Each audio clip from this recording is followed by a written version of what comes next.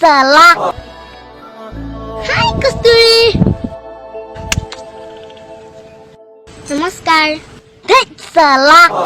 তুমি মোৰ নামটো কেনেকৈ গম পালা? Telend. গোবৰ দেখিলেই গম পাওঁ। কা গৰু হাগিছে। ছোৱালী। মোৰ এই কেংলিকা। মানে কস্তুৰী মই তোমাক কথা খাম বুলি ভাবিছো। কি কথা কোৱাচোন? মানে কস্তুৰী আই লাভ ইউ। কি কৈছা এইবোৰ? কলা বে।